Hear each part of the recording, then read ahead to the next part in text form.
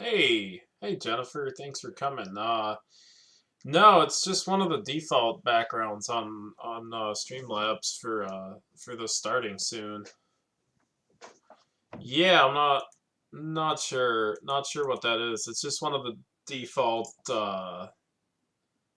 starting screens. So yeah, I guess we'll get started. So hey guys, this is my second education session.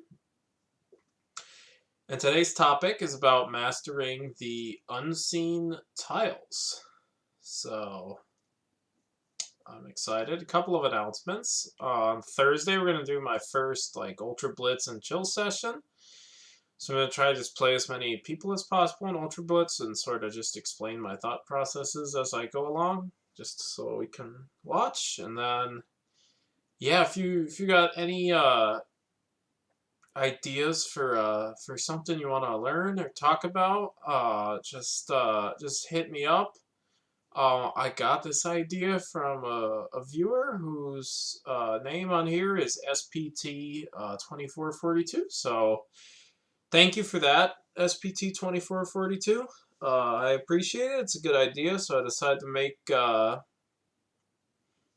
video about it. And then another thing I'm going to consider doing is going over someone else's annotated games.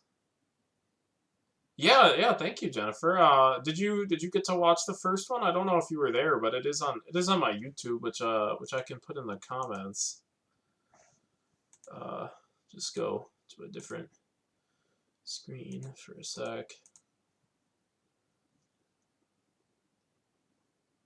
Did you get to watch my first one? I'll just plug my YouTube channel for a sec.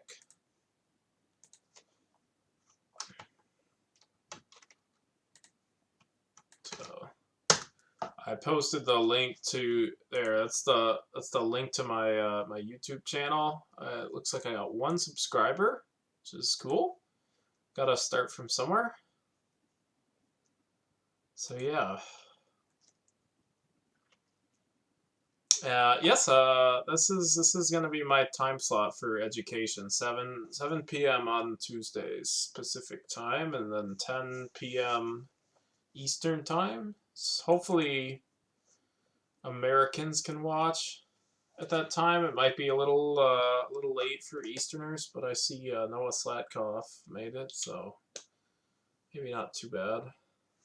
Usually, yeah, it's not ideal to have this during Coco Club, but something going on every day, so I kind of just picked something. Uh, but yeah, so the link in the chat is my YouTube channel, so I'd appreciate if we get to subscribe and like the videos to try to pump it up in YouTube's algorithm. I'm not sure if I'm doing it the right way or not, but I'm trying to like add buzzwords that like trigger the algorithm, but I don't know how it works. Got 2 subscribers, cool. Let's see if it's already showing it to me. Yeah, there we go. Awesome. Thank you very much.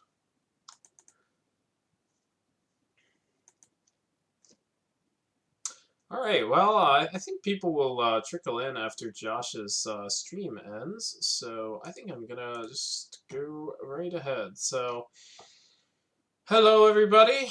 I'm Matthew O'Connor. My username is 64-bit Scrabble on Twitch, and today we are gonna learn about mastering the unseen tiles. So, let's see, make sure not. Yep, not obstructing it. So what are the unseen tiles? So the unseen tiles, there's 2 different pieces to it. There's the bag, which is obviously any tile that's in the bag. And then there's your opponent's rack. And it's known collectively as the pool.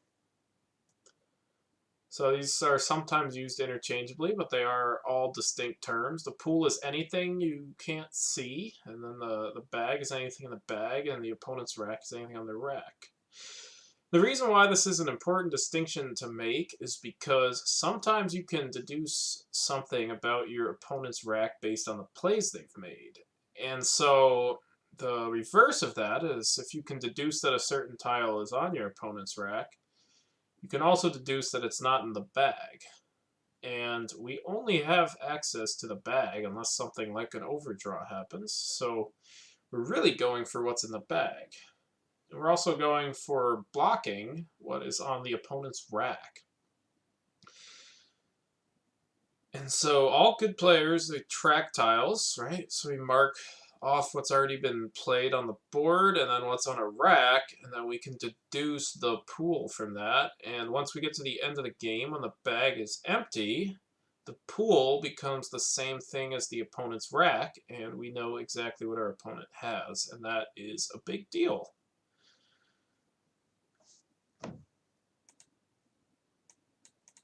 Let's see. So the first thing we're going to have to discuss so we can get into some of the math of the situation is about zero-sum games. So what is a zero-sum game? Well, a zero-sum game is any game where if one player wins by 1, another player loses by 1. So a single game of Scrabble that's not in the greater context of a tournament is zero-sum. If we tie, we just tie. If I win by 50, you lose by 50.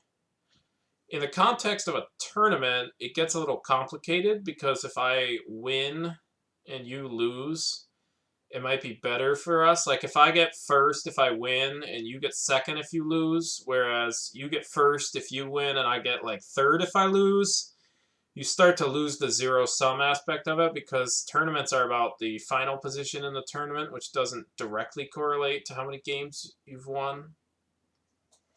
And so the zero sumness of it kind of gets muddled, but a single game of Scrabble that is not in the greater context of a tournament is zero sum, and that's what we're going to be talking about tonight.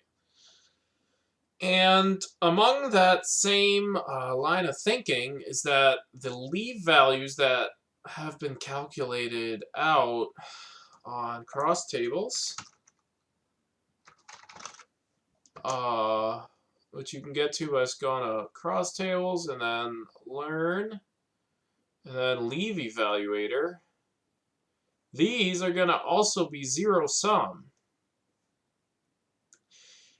And the reason for that is because they are calculated based on how much you will score with those tiles relative to if you had 7 random tiles. And so if something is better than average, something else has to be worse than average because we're comparing to the average. And the way this works is like, because the blank is so powerful, because it's a blank and it can be any letter, a lot of other tiles will end up being slightly below 0 because you have to make up for the fact that the blank has a positive value. So the next thing we're going to talk about is called turnover. In the 80s, the common strategy was to play as many tiles off as you could to try to draw the S's and the blanks. Now, due to the zero-sum nature of leave values, this idea is completely bullshit. And the reason for that is because the leave values are zero-sum, which means that an average 3-tile leave that is completely average must be the same as an average 6-tile leave. And so you aren't actually doing anything for yourself if the unseen tiles are neutral.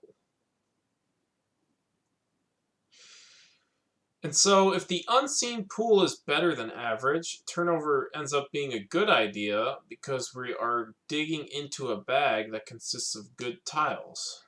And when I say good idea, I mean that whatever you think the value of a 1-tile leave is, it's going to be a little bit better because relative to average, the tiles we're going after are better than average. Conversely, if the unseen pool is worse than average, the value of a 6-tile leave is going to go up because we are digging into a pool with less tiles, which means that less bad things can happen if we can keep a decent leave with the tiles on our rack.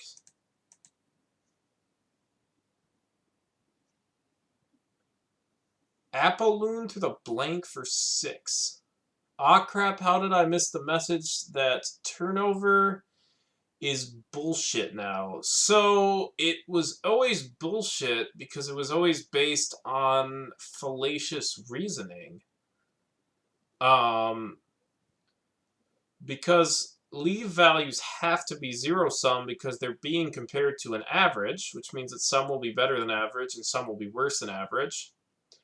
And likewise, the average 3-tile leave must be 0 because all of the possible leaves, right, you can take 3 tiles out of it.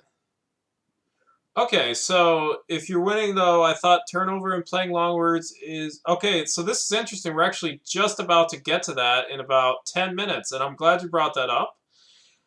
That idea is not entirely fallacious. It has its problems, and sometimes it's a good idea, sometimes it's a bad idea, and we will get to that in about 10 or 15 minutes. But first, I'm going to show a couple of games in Quackle, And I'm going to show when turnover is a good idea, and I'm going to show when it's a bad idea. So we're going to go the first one. So we got Quackle. And we got this position here. And I want you to notice this unseen tile pool. So we got 37 unseen tiles, which means there's 30 in the bag and 7 on your opponent's rack. And if you notice, the 2 blanks and the 4 S's are still in the bag, almost as if I set this up to show you an example of something. And so we got this rack right here, AACHIRT. It's pretty good. There's no bingos. And the 2 best options that we got are, it's almost as if this mysterious looking blocking play blocked the only spot for Sithara. Somehow. And so the 2 best options we got are going to be Archaei and And so you're going to notice that Archaei is about 3.8 points better equity-wise, and it's probably a tiny bit worse for the board since we're taking a lead and we're setting up another lane that is going to be slightly better than the one we're blocking. And then keeps a really nice leave, but as I said, this unseen tile pool is really good, which means that turnover is a good thing.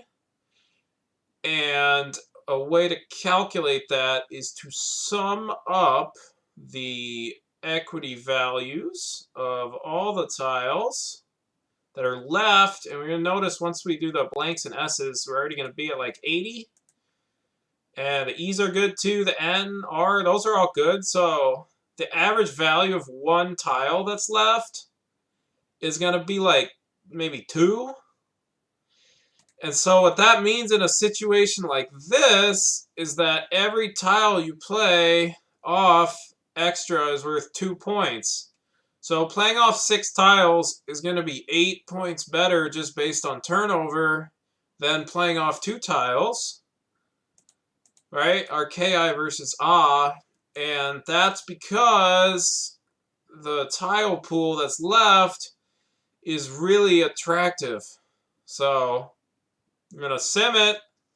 We're going to hope it works like it did when I prepared this video. And we're going to see Archaei as a clear favorite due to the fact that the tile pool unseen is really attractive.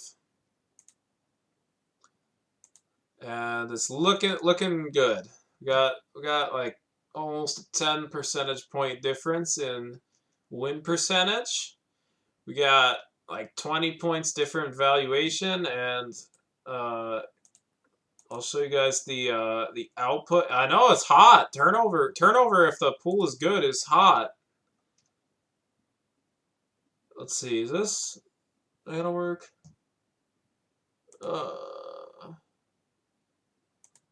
There we go. So this is the results of the sim, and what we can see is that we're actually almost the same bingo percentage with the far inferior leave of T compared to ACIRT. We're actually going to bingo about 36% of the time either way. And it's looking like we're...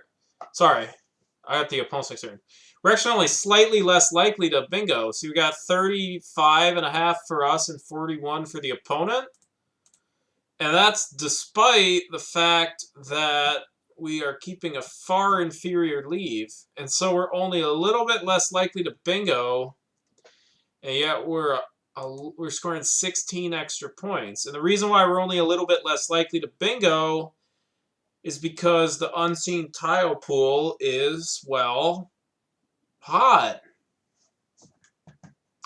So the fact that Archaei is probably a hair better anyways, but the unseen tile pool makes it way, way, way better because the unseen tile pool is hot.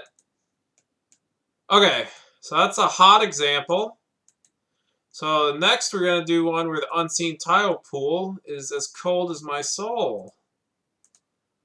So we got next one. So now we're going to look at the unseen tile pool, and it's really shitty. So we got nothing of interest.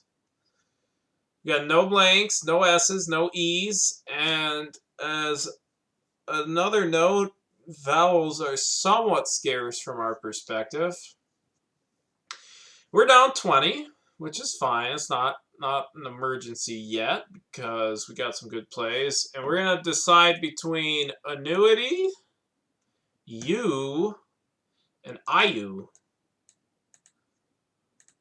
And so we're going to look, and annuity is our best equity play by about 1.5. But annuity is a big turnover play. And the problem with turnover here is that the unseen tile pool is really shitty. I don't know the exact calculation, but I'd have to imagine that if we sum up the values of the individual tiles, we're probably worse than minus 22. So every point of turnover, every tile of turnover is going to be a point worse, all other things being equal. And so that should push it below U and IU. And then annuity also has other problems because we actually could hit a decent number of bingos after U, because we have this E to play through, and we have retina there, the S maybe, and then maybe the N here, maybe even like this HIT. So we actually have a decent shot at bingoing after U. And so all these things combined are going to show you that U is a way better play. See, wait till we get to like 1,000 before we make any conclusions. But it's looking like 7, 6, 7, 5, 6, 7 percentage points ahead of annuity. And then IU sucks because it's more turnover and it wastes a vowel, and vowels are already scarce. So we got U as a clear favorite, about 7 points more likely to win. And then I'm taking a peek at the details of the sim right now, and it's showing that we got a 26% chance of bingoing after U, and a 0.6% chance of bingoing after annuities. So it's like a 1 in 150 chance of bingoing after annuity versus about 1 in 4 after we play U. And that's a big deal because this game is really close, and a bingo, given the tile pool, would probably put it out of reach for our opponent. And so the extra equity that we get from annuity just isn't worth it here due to the value of the tiles in the unseen tile pool. So we got from Jennifer, I understand estimating the value of your leave using Leave Evaluator. I don't understand how you calculate the relative value of the pool aside from eyeballing its rough shittiness goodness. So that's all I do. Honestly, you can just probably track the blanks and S's. Most of the other tiles, other than like the Q and the J, are going to be pretty close to 0, and they're probably going to even out somewhat.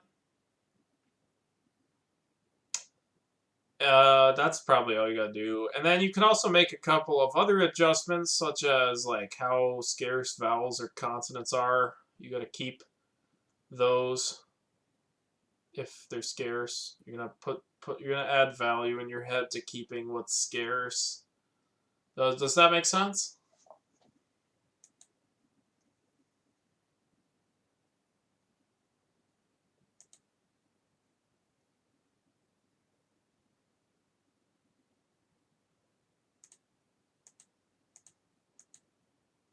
Blanks and S's for sure. Yeah, that's about as good as you're probably gonna get in a tournament game.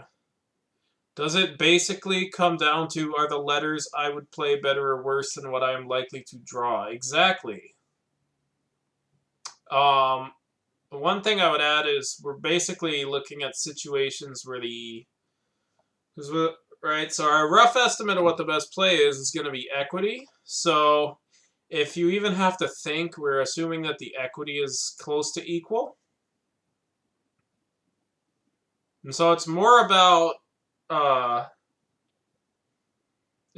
do you want to draw more or less tiles? If the two choices are equal in equity and one of the only differences is the turnover.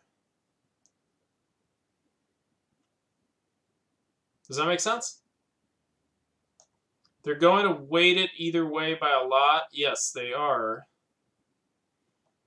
So basically, because blanks and S's are so good, the rest of the tiles are going to, for the most part, have a slightly negative value because we're comparing them to the S's and blanks. When I play someone like Wiegand, I'm consistently surprised at how much turnover he does when he has relatively good tiles. So I haven't looked at Wiegand's games that much. I don't know if what he's doing is a good or bad idea, but I'd imagine it's a good idea given that he's Wiegand. But if there's a specific situation you're wondering about, I'd be glad to analyze it. Yeah. He plays 5 or 6 when you play off 3 or 4. Yeah, I'm not sure. If there's a specific situation we can look at, I would be glad to do that in one of my future streams.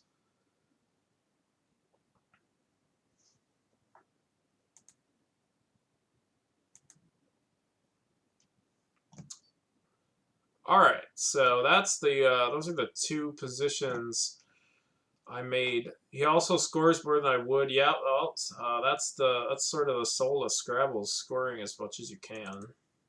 So let's see, we'll get the next. Get edge up, and then talk about Neo turnover. So after notice, this is exactly what you were saying.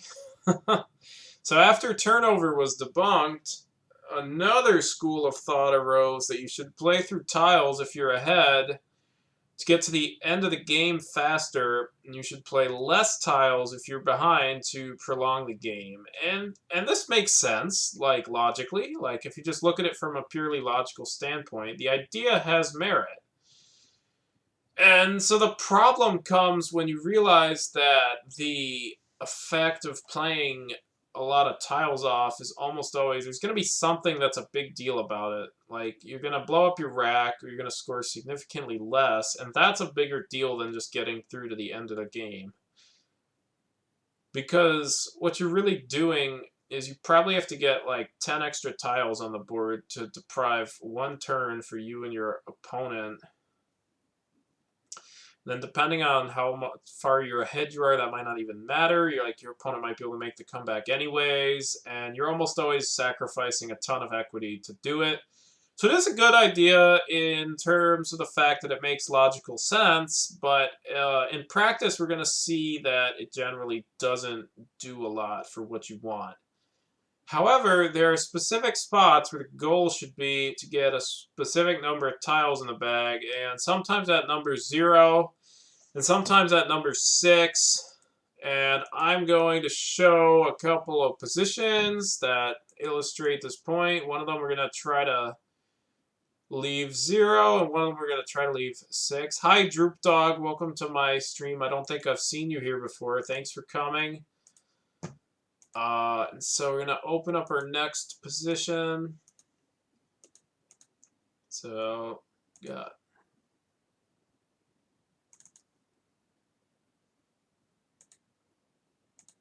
so I'm just going to open it up.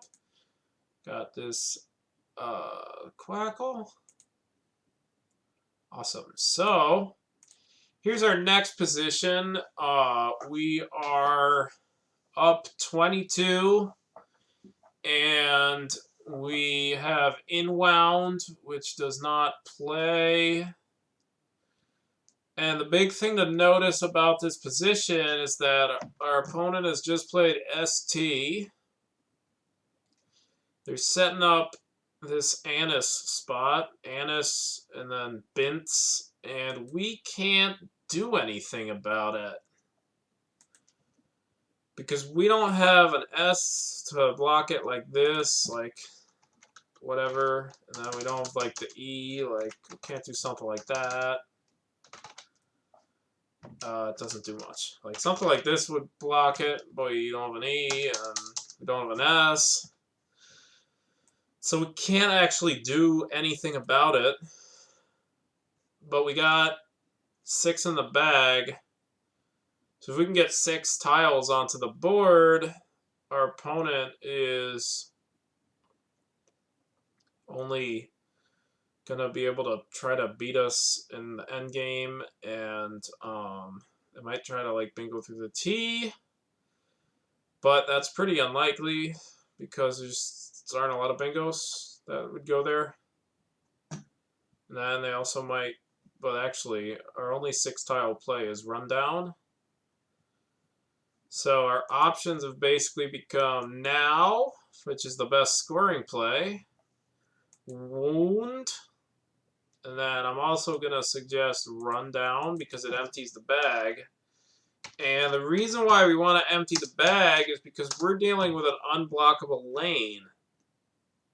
And so when you're dealing with an unblockable lane, you want to play through as many tiles as possible because you want to only give your opponent 1 shot at hitting the lane. If we don't empty the bag, our opponent's going to have multiple shots at fishing for this spot with Annis. Now, in this case, it's not a guarantee that our opponent kept EEES blank because that's a lot of E's and it's not a good leave, and they probably have better options to try to hit a bingo through here or here and just maybe open up a lane, but also have this as a backup. So we might not actually see it be the best play. I think I simmed this and wound to wound ended up best, but we'll see what happens. Yeah, so in this case, Quackle's liking wound, and I think the reason for it is because we're going to have a lot of bingos as snapbacks, and then we're also only leaving 1 in the bag, so our opponent only has 1 shot at this lane. But I do think that given some inference about our opponent's leave, rundown is going to end up being a lot better play than it looks right now. And the reason for that is because rundown empties the bag at a time when we can't block our opponent's spot. So we're only giving them 1 chance to bingo, which is a good thing. All right. Any questions about this section? Feel free to ask. I'd love to hear it. Might as well give opponent blank E. Yeah, we'll see what happens. So let's pretend our opponent has blank EEES, and so we can't do anything about it. So now we'll sim now rundown and wound, and I bet it wouldn't surprise me if rundown comes out on top. Oh, never mind. I guess our opponents can always outrun us or bingo. Yeah, so the problem with the partial opponent rack is that they generally have a range of racks that we can put them on, and then specified partial opponent rack is gonna narrow it too thin. Yeah, I guess they're pretty likely to bingo, and then a lot of the time if they're not bingoing, they can outrun. Oh shit, Quackle quit on me, so. Get Quackle back, and then we are going to go back to the PowerPoint. So our next topic is going to be recursion. So recursion is a concept that we see in mathematics, computer science, physics, nature, whatever, and it also applies to Scrabble. So oftentimes a lane on the board or a bad rack that you currently have will plague you for more than 1 turn. And what this means is that if there's a lane that you're deciding whether or not to block, when you're considering blocking the lane, if you choose not to block it, you have to account for the fact that you might not block it next time, you might not block it the time after that, you might never block it. And every time you don't block it, your opponent can hit that lane. And that's bad for you if you're ahead, because you want to close things down when you're ahead, because you want to prevent those things from happening. And then another example is that if we have a bad rack, we are going to probably have a bad rack 1 or 2 turns from now. And that's not accounted for in BOGO Win if we get to the edge of our sim. BOGO Win just looks at the score and the number of tiles left. But that's not the entire story, because it's not accounting for the fact that we know we have a bad leave. Conversely, if we have a blank, we keep whiffing our bingos, we're still sitting on a blank, and that's a good thing, and that's not accounted for in BOGO Win, which should cause the value of the blank to increase a little bit. However, if we're dealing with situations where we whiff our bingo multiple times regularly, the blank is not going to be that good of a tile. Nevertheless, that does add a little bit of value to the blank.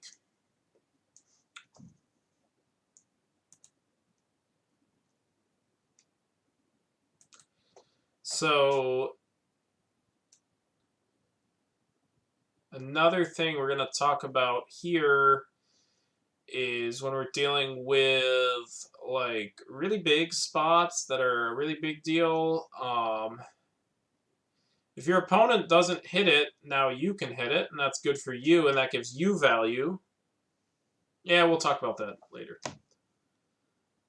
We'll talk about that later. I'm gonna show a position first. I've decided. Hi, thank you so much for the raid, Exertypo. To those of you that just got here, hi Aaron, thanks for coming. For those of you that just got here, we are talking about mastering the unseen tile pool. It's really fun and exciting. We got some people in the chat already asking questions. We got Noah Slatkoff, which is weird because I think it's past his bedtime. Where's my typo? Where's the typo, Tim? I don't know, Noah. I think it's past your bedtime. Oh, okay. Yeah, okay. I was confused for a second. I thought I had my own typos. So yeah, so we're talking about recursion right now. And so for those of you that just got here from the raid, what recursion is recursion is basically referencing the fact that something that's present on the board right now might be present a few turns from now. And a lot of things on Quackle are only accounting for the fact that they're only accounting for looking at in the immediate future, like leave values. So let's say we have a blank and we keep whiffing our bingos. Well, we're still sitting on the blank, and that's not being accounted for in the leave values. So it's not as bad as you would think. And then if we have a bad rack and we're going to still have a bad rack in 3 turns, that's also not being accounted for in the leave value. So that's not a good thing. Then the other topic we're going to talk about in recursion is leaving a lane open. If you decide to leave a lane open, you have to account for the fact that you might not close the lane next time. You might not close it the time after that. You might never close it. And so the problem with that is that you're leaving the lane open forever. And that's a problem if you're ahead, because if you're ahead, you want to close things down. If you're behind, you want to leave things open. But if you're ahead, you want to close things down. And you generally, when you're thinking about it, you're only thinking about the immediate, because you say, oh, I'll close it next time if I don't. But you're not going to do that every time. Sometimes you're just going to get a nice play somewhere else. You're not gonna always just do it next time. And if you always doing it next time, you're making a sacrifice so that you're always doing it with a lot of your range. And so for those reasons, oftentimes I think blocking plays are going to be underrated in games due to recursion. So I'm gonna show you an example of recursion.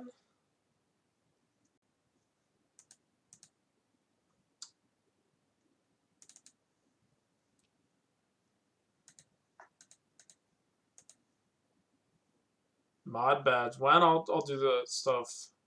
I'll give a couple mods out. There's some VIPs I need to give out too, I think. So we got this, and then we got Quackle. So you might notice something a little bit different. This one is from an actual tournament game, which is cool. And we're gonna look at this position where I play the word Inu. So the initial look at my rack suggests that I don't got much. And it's true, I don't got much. But I can make this play, Pwn, which scores decently, all things considered. I mean, 26 when you're starting with 7. This looks like a sick game. Yeah, it was. I'm definitely going to go over it in its entirety at some point because I think it's really instructive. Go over, because I don't see a lot of people playing like this, but I think it's a good idea. Yeah, at least to scenarios like this. Yes, I have been talking about this game. I think there's a lot of interesting things. So I ended up using a blank for like 40 points earlier in the game, which led to a lot of this staircase because I was in a lead and I was sitting on the Z, which was going to bomb again.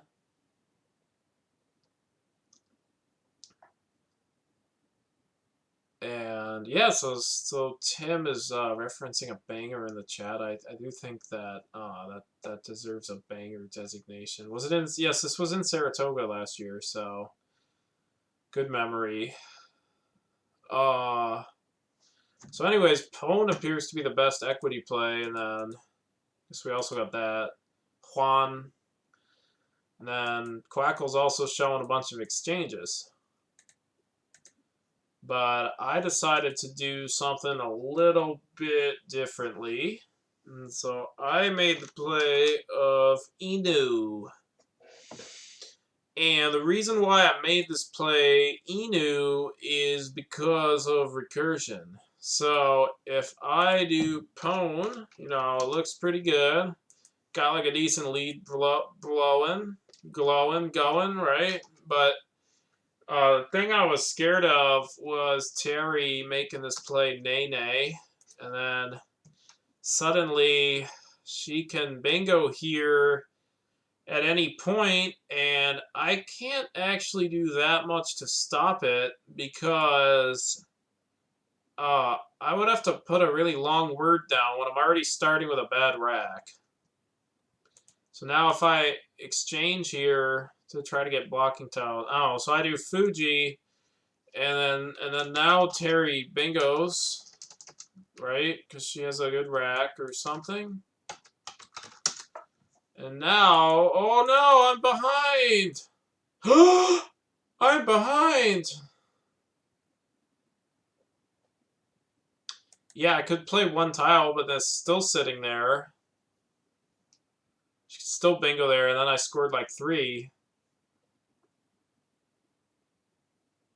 Alright, so instead, I play Inu, and at this point, the only way I can lose is if Terry plays Ruer and Doku. What's new? What about... Oh, shit. Never mind. I somehow never thought about that. I never thought about that. That's interesting. Yeah, that is possible. It's a lot less likely because there are 4 ends unseen. But it is possible. And it's a lot less of a big deal because it takes less hooks. But it is possible. And so Terry's options now are either to play Ruer, which doesn't give her a lot of good options. Yeah, I know. I was not... I don't know how. I just never thought about that until right now. I mean, I played this over a year ago, and I've been thinking about this a lot. I somehow didn't think about that. Well, that goes to show you. But yeah, so our options now to open the board are going to be Ruler, and then Renew. And then Renew is going to be a lot less openy because it only takes an E as opposed to other hooks. And then Ruler, she can either make a play with a T, which gives me first crack at the triple, or she can play through the R, which isn't going to score enough to win. And so I'm also giving myself a bunch of shots at making plays like Rife or Rope or Rape here. And I can hit this spot a lot harder and build up a win. Then I can also probably get something good going with the J. Well, this is still a recursive position, yeah. I mean, I'm killing some of the recursion that comes from, because Terry's going to have less R's. Only 2 unseen from my perspective. There's 4 T's and N's unseen. So I am still killing a lot of recursion.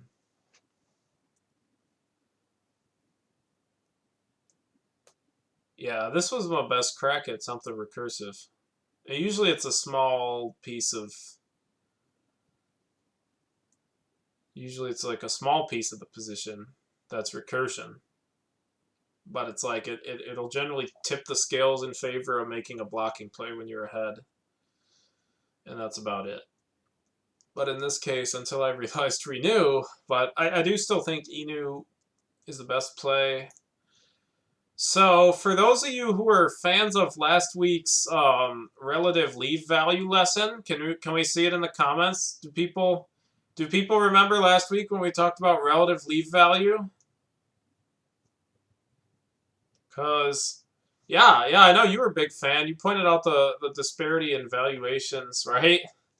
So we got an absolute banger for y'all if you're a big fan of relative leave value. Because let's see, we will not save this, and then we'll open it again. So for those of you that are fans of relative leave value, we got this position where I ended up exchanging 5, keeping JP. That's pretty notable, right? So the reason for that is because relatively the P is going to hit really hard right here, right? Then the J is just all around. It could hit this triple if she makes a play somewhere around there. And I could just hit JA right here.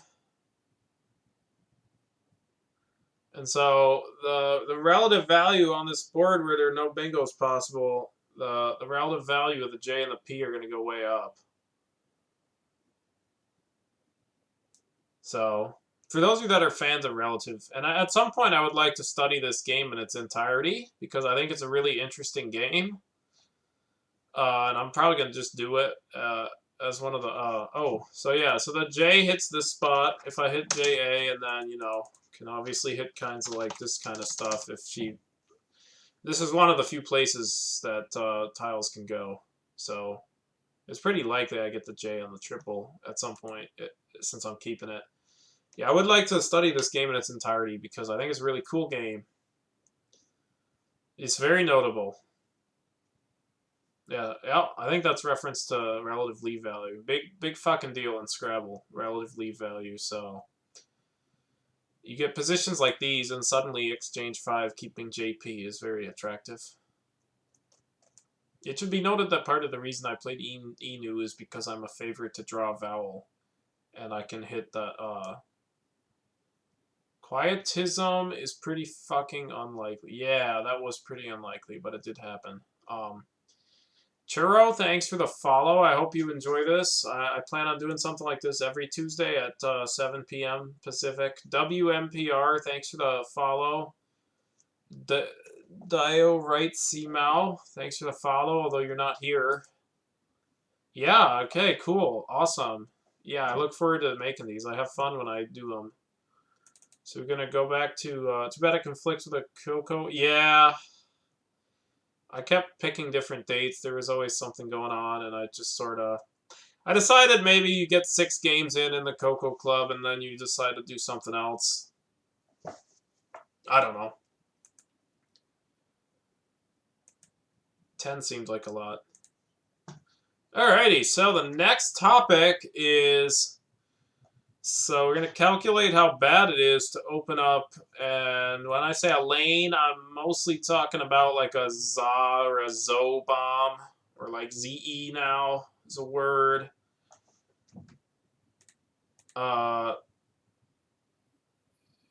Yeah, so, oops. So we're going to calculate how bad it is to open up a lane. So sometimes we don't want to set up a spot for a tile like the Z because we think our opponent could have it. And then that's always true because even if we know they didn't keep it, they could have just drawn it if we don't have it, right? So I invented a little formula, and it's O minus I times J. O is going to represent the chance our opponent hits the spot first. I is going to represent the chance we hit the spot first. And J is going to represent how much more you would score with the racks that hit that spot if you hit it. And the reason for this is because we might eventually get the Z on the spot that we set up for the Z, and that helps us. So it's entirely possible that this O minus 1 times J ends up with a negative number if you know your opponent didn't just keep the Z and you're playing off a lot of tiles. In the immediate sense, we might actually be a favorite, and that's fine. Then it helps us instead of hurts us. If you don't think your opponent kept the Z, a lot of the times they're not going to. The spots often last longer than one turn. Yep. And it's a little bit complicated to explain, but we will be going through it soon, how to try to BS your way into guessing how big a favorite your opponent is to hit the spot, because 99% of the time your opponent will be a favorite to hit any spot you open up because, well, they get first crack at it, right? And that's gonna cause Scrabble to be a game that will generally lend itself towards making paranoid defensive plays. And so J, we're going to be very careful with our verbiage. J is not how much you score the spot that is being set up. It's how much more you would score rather than doing something else. And the reason for that is, let's say I set up a 60-point ZO bomb. Well, there's already a triple where you can get 69 with the Z most of the time, so who cares? You're going to get something good with the Z anyway, so I'm not really setting anything else up.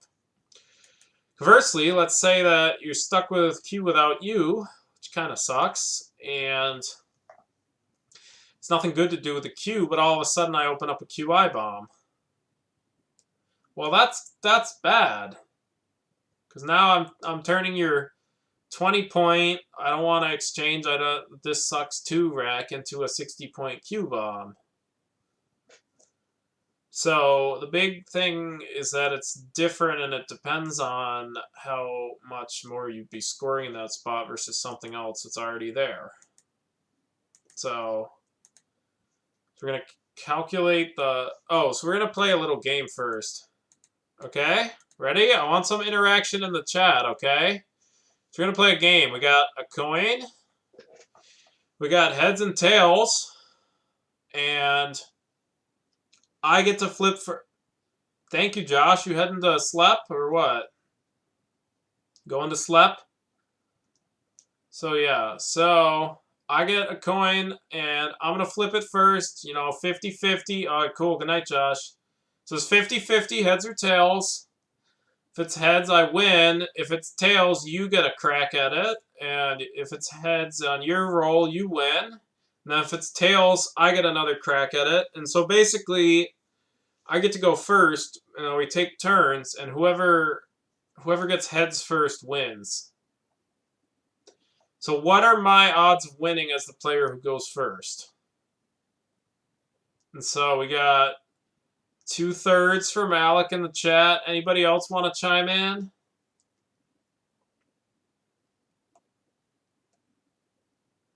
This is not the Monty Hall problem. Good night, Josh. Does anybody else wanna chime in with a different answer?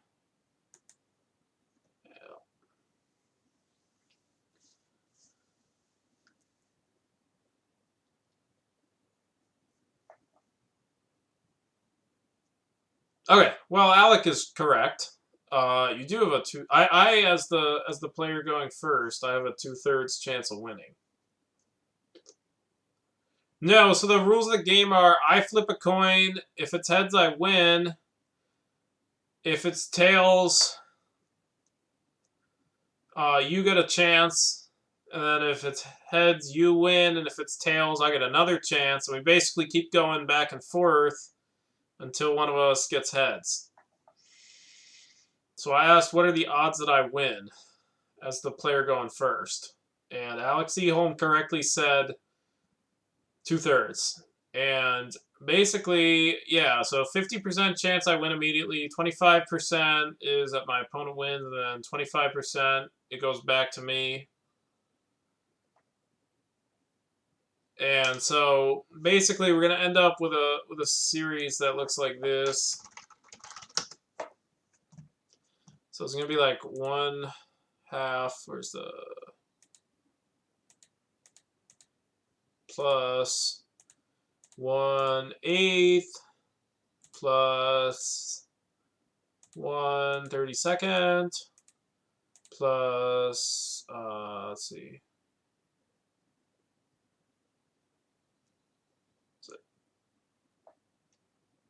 Is that correct? 2, 4, 8, 16, 32 plus 1/128th, and I'm not gonna add this all up, but you can already see it. Yeah, so I could add all those up. But we could make this series, and the series you can already see it getting pretty close to 2/3. So we're a 2/3 favorite to win, but another way of looking at it is that I am a 2/3 favorite on any turn. And the way you look at that is the ratio of me winning right away is going to be 1/2 divided by the sum of the total, which would be 1/2 plus 1/4. And that's also 2/3. And the reason why this works is because basically I am going to be a 2/3 favorite on any turn. So it doesn't matter what turn number it is. And then when you add them all up, I'm a 2/3 favorite, right? So does that make sense to everyone? Does anybody else need more explaining? Please speak up. I would like to make this very clear because I'm going to show you in a minute that this is going to show up in Scrabble a lot too.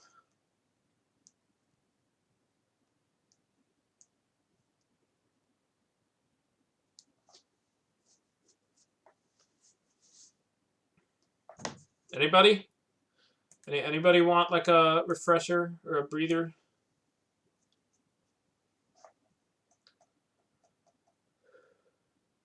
No, that's not how it works, Alec. It's 1/2 I win turn 1, but I'm not talking about, I'm showing this as a ratio, my odds of winning on any turn relative to my opponent, because we know that the game will end. And the game is just a series of I go and then my opponent goes. So yeah, I might have misexplained something, but I'm specifically talking about my odds of winning relative to my opponent on any one specific turn. Yeah, so I must have misexplained something, but I'm basically showing an easy way to do it because there's going to be a Scrabble example soon that's very similar. Does that make sense? I get what you're saying now.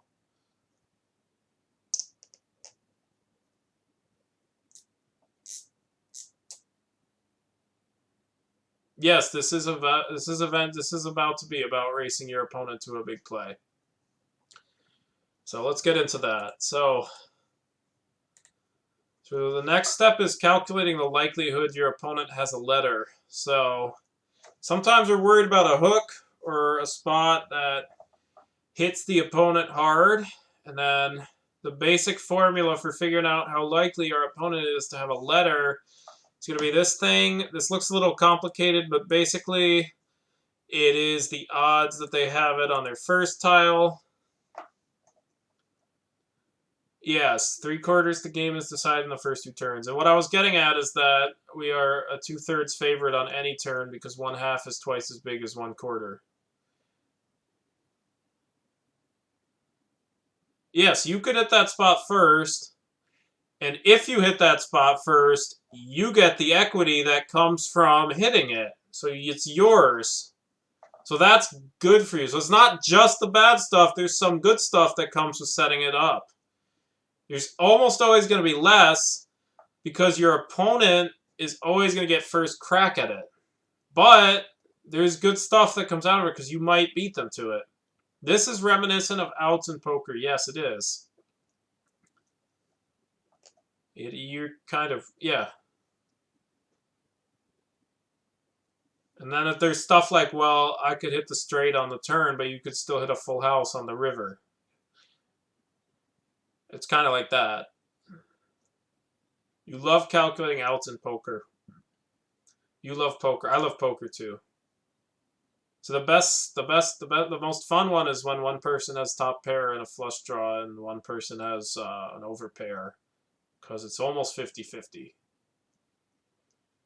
It's the person with the overpair is a 50.2% favorite unless there's some sort of runner straight on the board, in which case it would be like 51% for the person.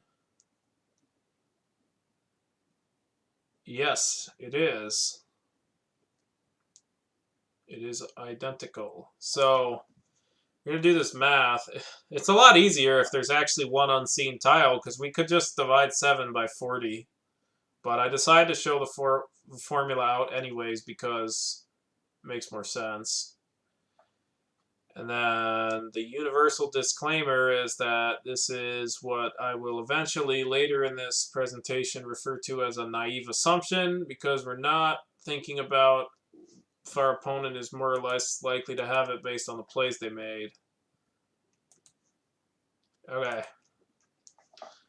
So the next step is calculating the likelihood that we're going to beat our opponent to a letter. So first, we're going to calculate the likelihood that our opponent has that letter right now. So hit me up in the chat if you remember last week we saw our opponent play Freezer on the opening play with the F on the star, the Z being double lettered, and then the last R being one letter from the triple. You all remember that, right? I mean, I think you might, Tactics.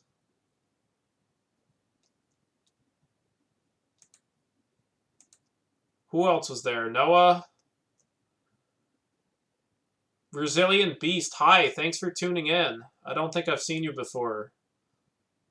But thank you for coming. It's got some good stuff going. Yeah, okay, y'all remember it.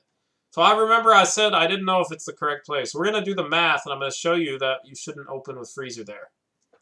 So first we're going to calculate the likelihood our opponent has that letter right now. Right? So that's not a good one. See if this one's a little bit prettier. Let's see what we got. All right, we'll just use the Bing calculator. All right, so what are we worried about? We're worried about a blank. We're worried about an S, because if your opponent has any of those, they can play with freezers and they can score a lot of points. So the odds that their first tile, it's a blank or an S, is going to be 6 out of the 93 tiles that we have not seen. So what we're actually going to do is we're going to look at the possibility that it's not. Then we're going to multiply this. We're going to pretend it's not blank or an S, because if it is, we're done. We figured it out. And then it's going to be 80 6 out of 92 for the next tile. And then got 85 out of 91. And then 84 out of 90. And then 83 out of 89. And then 82 out of 88. And then 81 out of 87. And then this number is actually the probability that they don't have an S or a blank. So we're going to do 1 minus this answer. Oh, shit. Oh, I thought the answer was there. Anyways, it's going to be about a 38.5% chance that your opponent is sitting on the S or the blank right after they draw their first tiles. And remember, we have to make a naive assumption here because they just drew 7 random tiles. We have no idea what their rack is unless they knocked a tile down or something. And so our opponent has about 38.5% chance of having the blank right at that very moment, right? So next, remember when we played that heads and tails game? Well, our opponent's probably pretty unlikely to block that spot because they're the one that's behind. So they're not really going to want to block the big spot that might get them back into the game. So if they don't hit it, we're about to pull 7 random tiles ourselves. Oh, thank you, Alec. I don't mind leaving them in just because it looks a little prettier. So, yeah. But thank you. I didn't realize. I must have. I mean, I'm sure I could have figured that out. But yeah. So 61.5% of the time, we end up effectively getting first crack again. And so the way we're going to calculate this is 61.5 times the 38.5% chance that we get our own S or blank, and it's actually, yeah, it's gonna be that because our opponent's tiles are unseen. So now we got, oops, let's try that again. So I'll do that.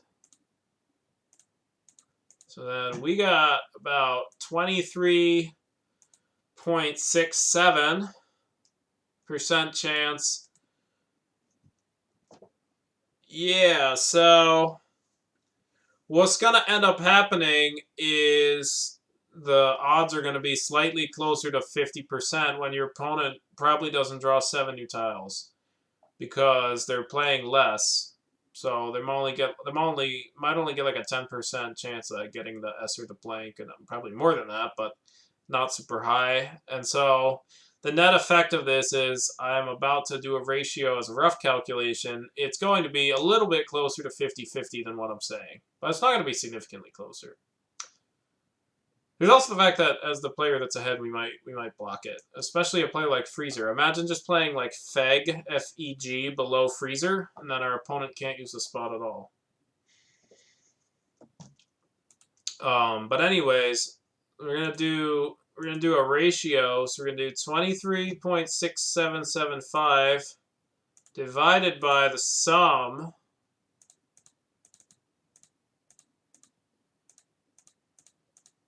And so we're gonna get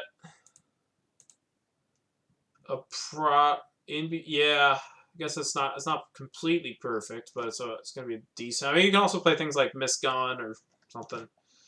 Yeah, so we're gonna have approximately. Does this line up? Does everybody see how this is directly related to that heads or tails game we just played? Can you hit me up in the comments? I want to make sure everyone gets this. Can y'all see how this is directly related to that heads and tails game we just played? Just give it like 30 seconds.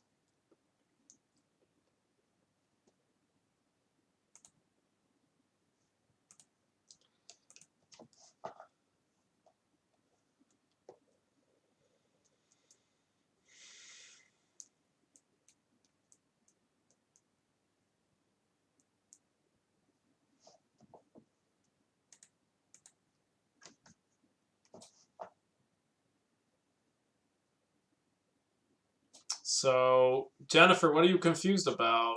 I'd like to try to explain it. Basically, our opponent hitting the S or the blank on the first go is the equivalent of them flipping a heads, but it's not 50-50. They only have like a 38% chance of getting it. Yeah, yeah, I can give you the slides. Just whisper me your Gmail.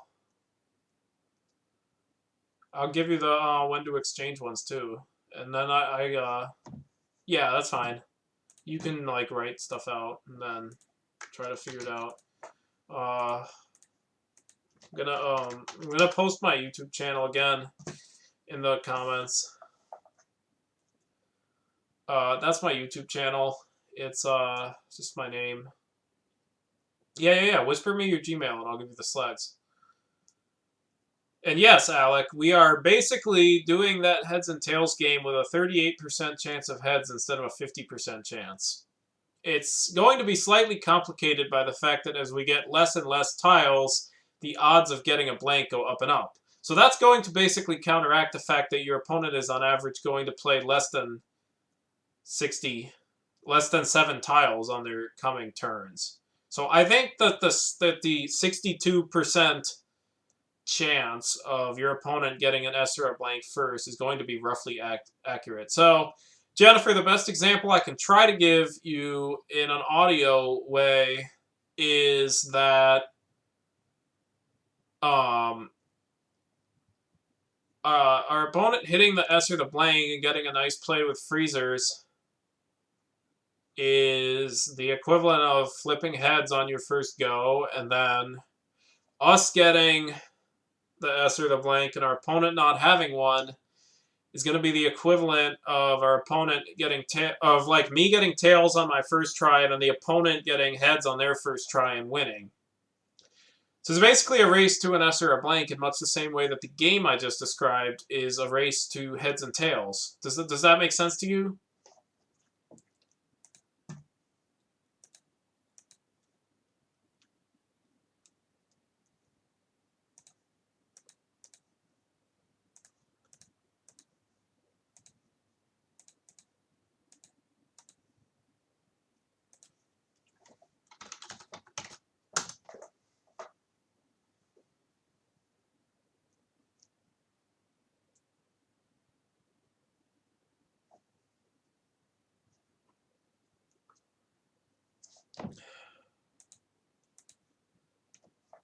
Is it 2/3 because you get 2 out of the next 3 chances at drawing the tile because you are drawing first? So, not really.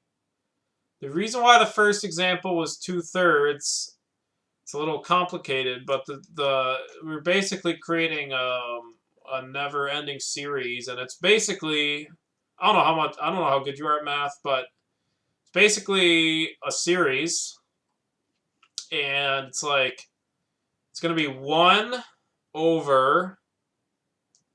Let's see, it's 1 over. I believe 1/2 times 2 to the n. And then, does that work? So 1 and 2, you get 1/8, and 3. Yeah. So this is 1/2 times 2 to the n. And it's basically infinite, like n goes from 0 to infinity real quick. You're good at all math, arithmetic. Oh yeah, you should be good at this then. It's just calculus. It's just like a series, so I can show you the series calculator. So let's see if we can find a good series calculator on the internet. So we got sigma, right? N equals 0 to infinity, and so we're gonna do 1 over 2 times 2 to the n, and we're gonna start. So we start with 0. We're going to infinity. Does this make sense to you? Because if it's our first turn, n equals 0, and this becomes 1/2. If it's our second turn, n equals 1, this is going to become 1/8, which is our odds of getting back. And the reason why it's 2 times 2 to the n is we have to account for the fact that, yeah, that's a better way of doing it, Alec. It's the same thing, but that is a slightly better way of doing it, so I'll do that. And so, yeah, the reason why we have that +1 is because we're accounting for our opponent's turn, so it's always going to be half. And so we'll just go, and we'll get 2/3. Now, is that it? It's just going to tell me it converges? Oh, that's annoying.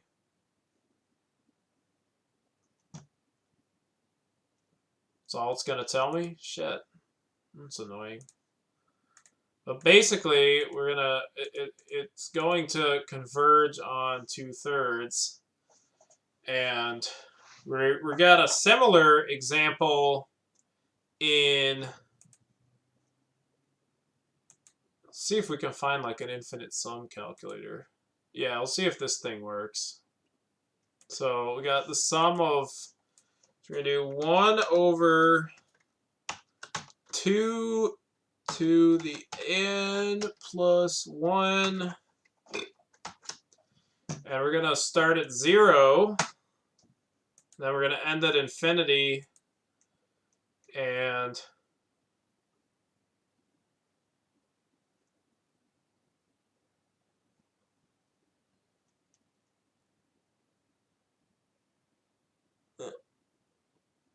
I have a negative.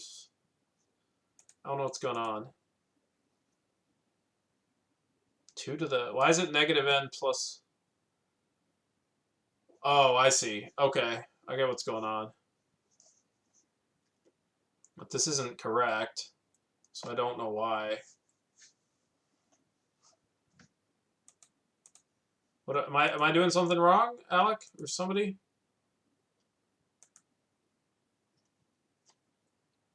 I thought this should converge on 2/3.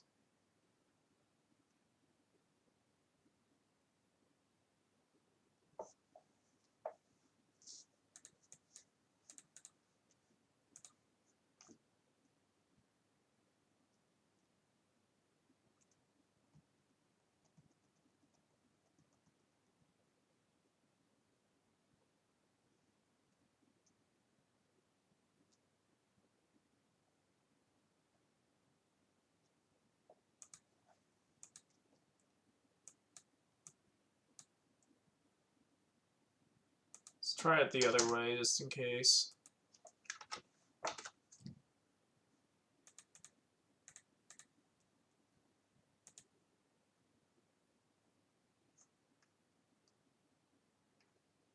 Still saying 1. Shit. This should be 2/3.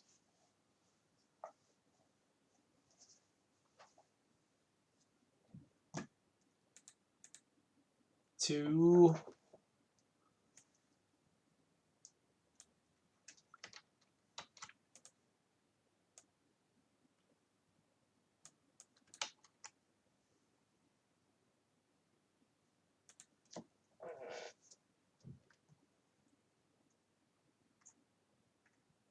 Yeah, there we go.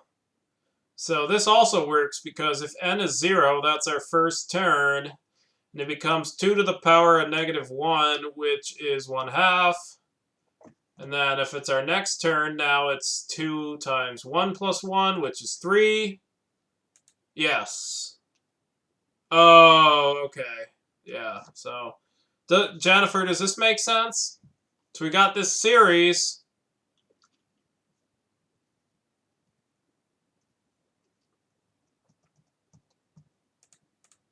Jennifer, does this make sense to you? We got this series now that makes sense. And it was 2n plus 1. And this is just... This references the fact that our opponent gets a go. And so this 2 it references the fact that we end up skipping our own turn, our opponent's turn, in terms of our own win percentage. Awesome. So now, instead of this 2, we are going to sub in the ratio of the likelihood our opponent hits the lane versus the likelihood we hit the lane. And so it's going to be this divided by our odds, which would have been about this 0.3808, and then times 1 minus that. Because that's our likelihood of getting it on our first go. And so the ratio for us is going to be 1.615. So now we're going to sub 1.615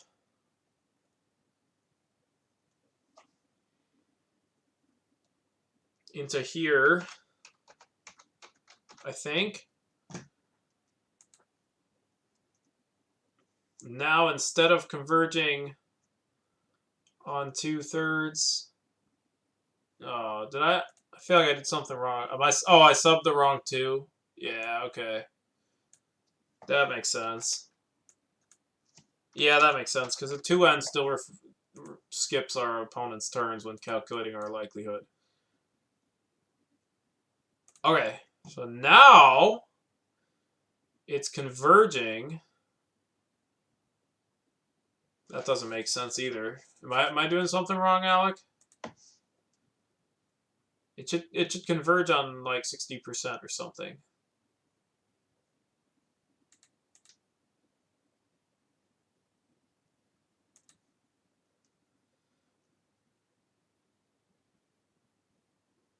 Yeah.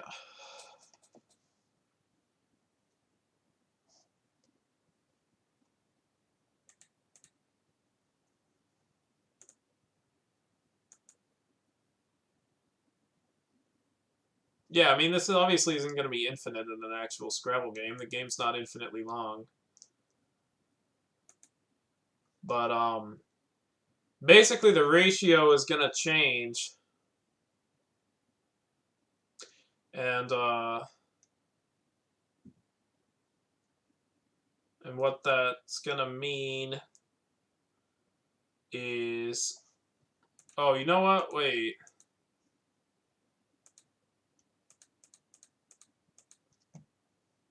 Is that it? 1.79. It's probably the wrong direction.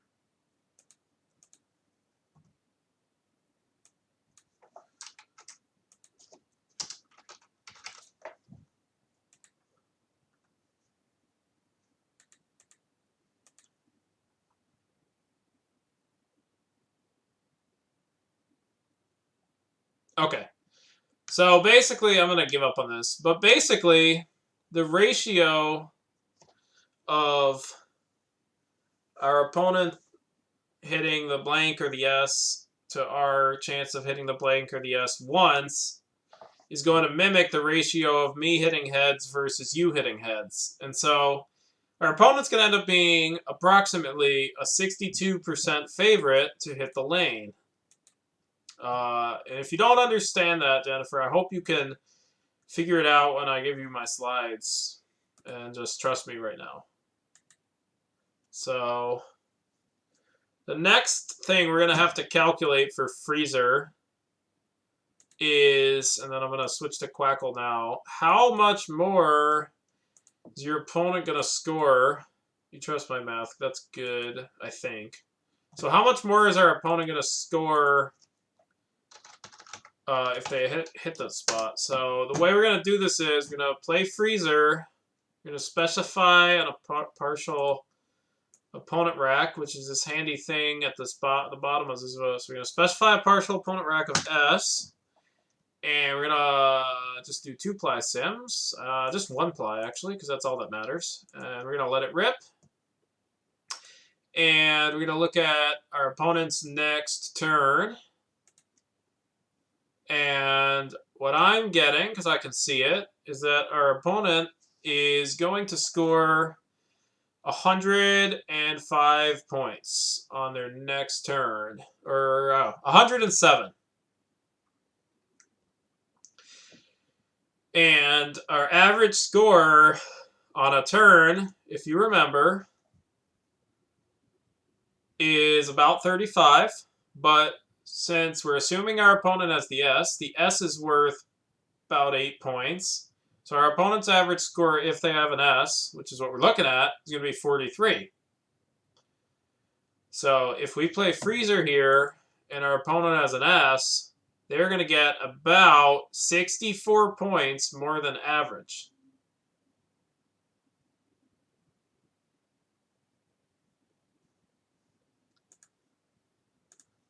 And so that is, remember my O minus I times J? Anybody remember that? Well, we've just resolved O minus I into being approximately 24%. 24% because that's that 62 minus 38, right? So originally I said O minus I, we can play pretend, times what looks like a J. I don't know. J. And then, so get the other tab open. So O minus I times J, right? We can play pretend a little bit. Bizarro world, something, I don't know. But we've resolved O into being about 62%. And we've resolved I into being about 38%. Then we've resolved J into being about 64. Which is funny, because that's in my username. So now we're going to do the math on this. And what this suggests is that Freezer would have to be 15 points more going here rather than here. Well, it's only 12 points more. And so it's only 12 points more. This is 108, and then this is 96. And obviously this is not the best scenario. I mean, our opponent with the S after this Freezer is also going to do pretty well, right? But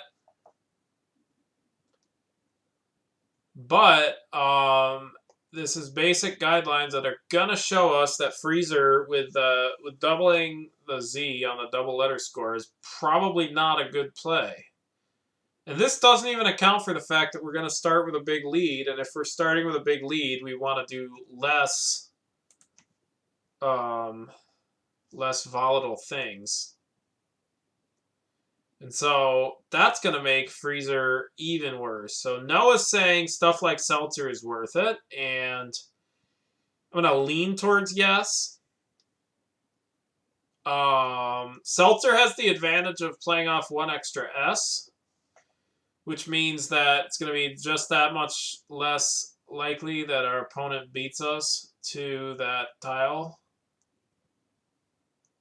Because basically it's going to be less likely on any given turn, and then that's going to make the ratio smaller. Like, you could sort of see that if there were 90 unseen O's, our opponent would be very likely to beat us to it. Well, it's the same thing. We're just going down from 6 to 5. So it's going to be a tiny bit less likely. So Seltzer has that advantage built in, which is a small, but it's there, and it might tip the scales in favor of doubling the Z. But I don't want to make a definitive statement when I don't know the answer. So I would probably play Seltzer, the high scoring play, and I would probably not with Freezer after doing all this math. But yeah, that's just and this is gonna show up. This is not, but we'll see. We'll see how they sim. Looks like low scoring Freezer is doing way better, but I don't think that's true. Just make sure I'm doing it right. So, see what we got. Yeah, so I guess I don't know. Low scoring Freezer is simming way better. C8. I don't think so. A lot of people are scared that they're setting up a lane by putting vowels next to the double, or sorry, not the double, just like the double letter scores. And my general piece of advice is going to be that it matters a lot less than you think it does, because again, if your opponent doesn't go there now, you get a crack at it. They're not guaranteed to go there. They could play a lot of things. And then also, basically, unless you do something crazy to the board, until we get near the end of the game, the first scoring turn is going to be the lowest. Then the second turn, and then the third turn, and then the fourth turn, and then once we get past that, we're getting to a point where it's roughly tailed off, and basically every play is going to average the same unless there's some crazy lane set up. Like we go from like 28 to 30 to 32 to 34, and then we hit that sweet spot of 35. And I'm actually going to go a little bit above 35 because of averages. And so we're already going to be approaching that point, and so we'll get something. It's already not going to be the only place on the board, and so I do not think it is going to be worth a sacrifice of 6 points. So that's my answer to your question, Rod. In general, you're not going to want to sacrifice it. The worst letter for your opponent to have if you played the E's next to the double letter would be the Z, and you have it. So, yeah, that's one thing. It doesn't account for the X, which is also pretty bad, especially because you can get something ending in an X. But yeah, I do agree that you're taking out one of the bad letters. There's a kind of thing that's opaque to you. It's opaque to higher rated players too, believe me. There's also the fact that, let's say we play Freezer here. Our opponent gets the super sexy high-scoring play of Walks. Well, guess what? They just opened this thing up for us. Now imagine if we had this. Hey, look, I'm getting 75 points.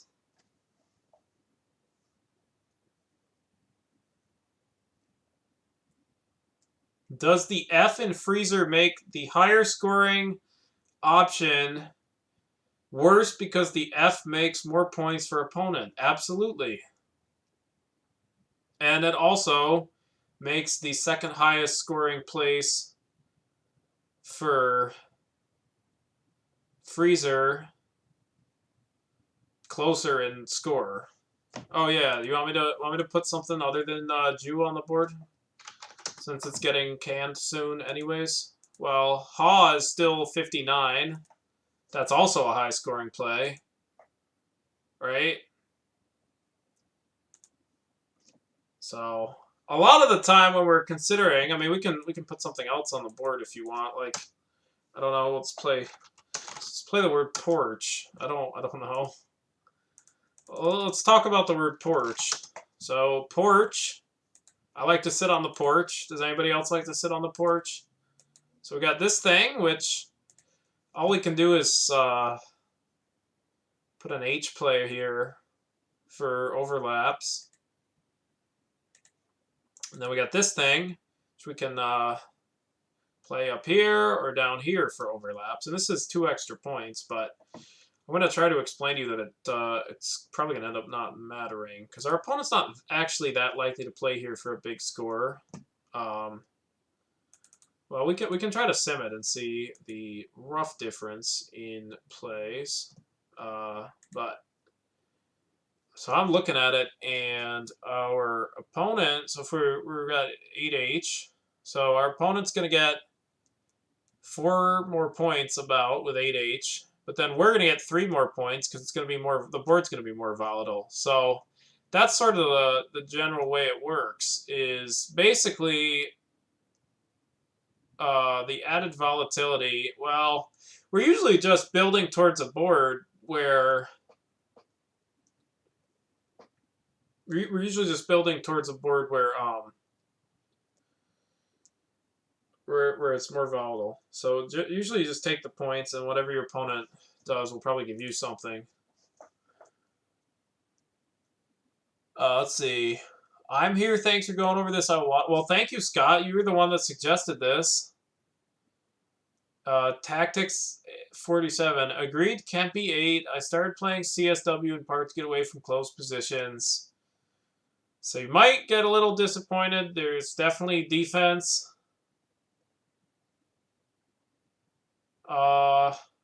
In Collins. By the way, they're simming neck and neck. I do think the 32 pointers is going to be a tad better, just because the setting up the O like that is just not as bad as you think. It looks bad, but generally you're gonna be able to find something to do with the racks that hit that spot hard, anyways. Even if it's a little less, and then those plays that hit that spot are gonna set something up. So yeah. So we got Jennifer saying, I don't know if the logic is correct. As the weaker player in most of my matches, I go for increased volatility. I figure that opponents with stronger word knowledge will find high-scoring plays on a closed or open board, and I need an open board with lots of floaters to play H through. So, yeah, you should go for volatility, but the type of volatility you should go for is making plays that, like, go one from the, well, I can show you a game that I played. Let's see. Yeah, I'm just going to show you guys a game as an example. So we got okay, I'll switch back to Microsoft Edge.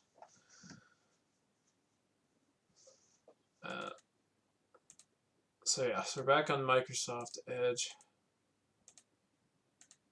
So we got this game here. It's between me and Jason Hazard. And Jason Hazard is a lot lower rated than me. I'm rated 2025, and he's rated 1224. So he comes in guns blazing playing Azure for 14. And if you were a high-rated player, this play would be absolute nonsense, because it just slots the S there when you don't need to. You're not that far behind, and your opponent's going to be the favorite to hit the spot. But I commended him for making this play. And the reason why I commended him for making this play is because he's a lot lower rated than me. So he's going to need to make something happen in order to have a chance against me. And you want to know what happened on the next turn? Well, there you go. Because a 98-point play, and all of a sudden he's in the lead, which is where he needs to be, because I'm better than him. And so I do believe your logic is absolutely correct. Do I think that an open board is the best way to do it? I don't think open or closed. I don't know. So closed, it depends on who you're playing. It's easy to outmaneuver somebody on a closed board. If you know what you're doing. But I think the volatility spots that someone like Jennifer is looking for against a higher rated player is, it's going to be things like what Jason Hazard did with Azure. And then there's also things like, let's see, let's just make a game like so we're gonna play Kuna. So let's say that Jennifer makes a play like Cared. No, that's not gonna work. But basically the point I'm getting at is that add takes a back.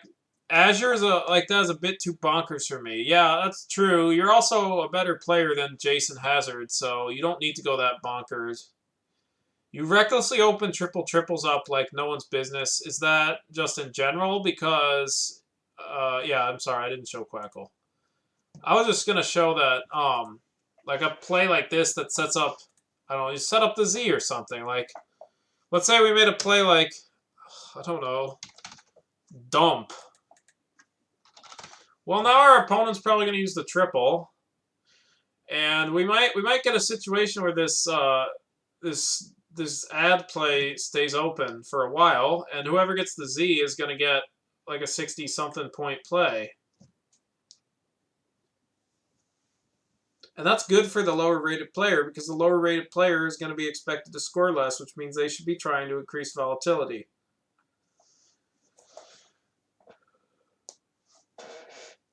So yeah, the problem I have with recklessly open up triples is your opponent's just going to get a good thing going on the triple. Opponent, yeah, maybe not the best example, but so change. Yes. Okay, Duma. I don't know. Just trying to get an example to work, but that might be a little bit better.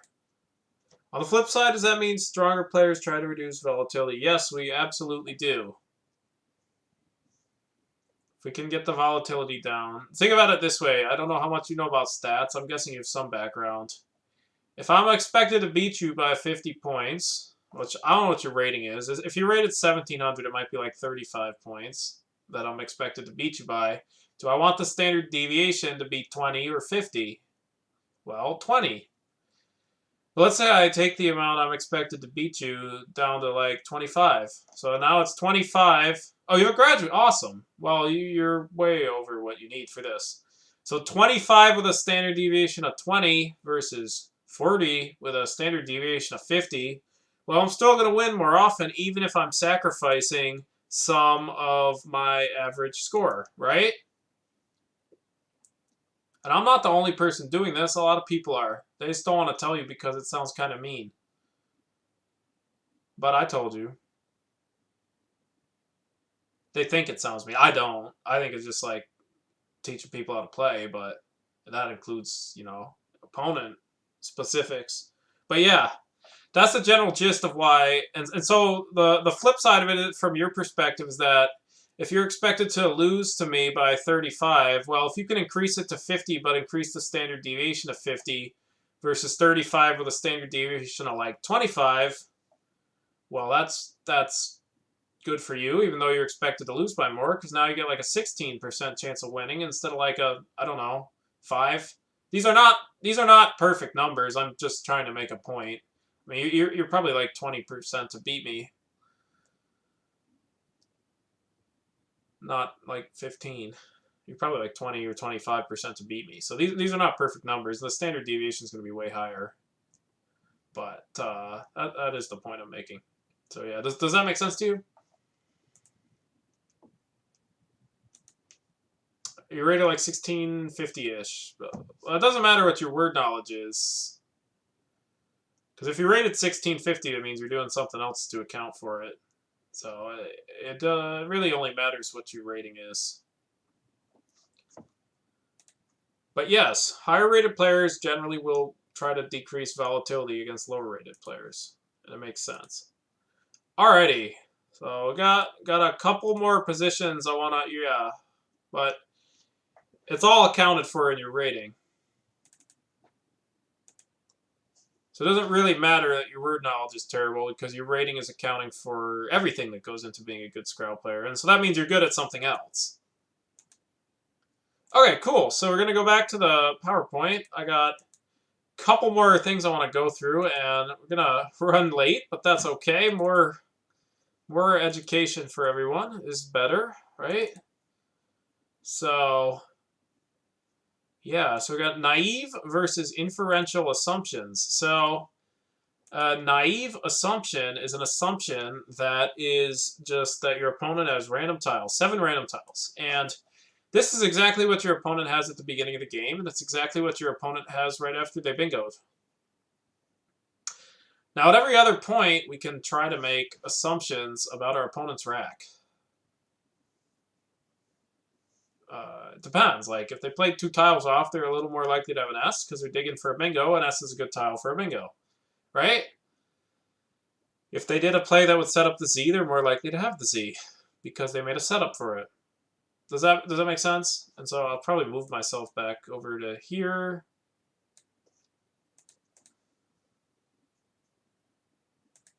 Does that make sense, everybody?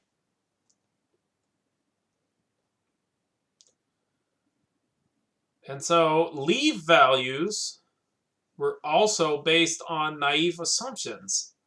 So when they calculated the value of the blank, they were calculating it based on your opponent just making a play, not even thinking about your rack. Most of the time, if you have the blank and you don't bingo, you're probably going to be somewhat obvious because you might be fishing. And then in general, Scrabble's a defensive game, remember, because your opponent's always going to have the first stab at anything on the board. So you're never going to bingo as much as you think you are, as much as Quackle thinks you are with the blank. You're going to be doing dishes, but that's okay. That's probably important. And so you're never going to bingo quite as much as you think. And so the inferential assumptions that your opponent is going to make is going to actually decrease the value of the blank significantly by a couple of points. That's because we are going to trust that at least the top players are going to be able to make these inferential assumptions. And there are many mistakes about opening the board. There's other ones too, like you might not block your opponent's setup. You might block it too much of the time when the range is actually balanced. And both of those things are going to be a problem. So that's naive versus inferential assumption. So next one, we got general guidelines. I got a couple positions geared up where I'm going to talk about some stuff, but I would say in general, if it's the Z and maybe the X, those are the good power tiles because they're in a lot of 2, 3, 4-letter words. And so generally don't be afraid of setting them up because your opponent will generally be able to find something to do with those tiles anyways. Like, I don't know. I have this position keyed up. I don't think it's the greatest idea, but I will open up Quackle and just show it. This is exactly what SPT 2442 asked in the first place, so I'm happy to get that out. So I'm going to go back to Quackle. And then so we got EEEFINR. We'll move over here. And so I guess, I don't know. The play we're looking at is Fee. And then we can also play Free. Those are basically what we're considering. So I guess Fee, the weakness is that we can play ZO right here. But what I said about the Z is generally not worry about it. So I've simmed it before. Oh, oops. Simming based on the bad assumptions. But yeah, the S.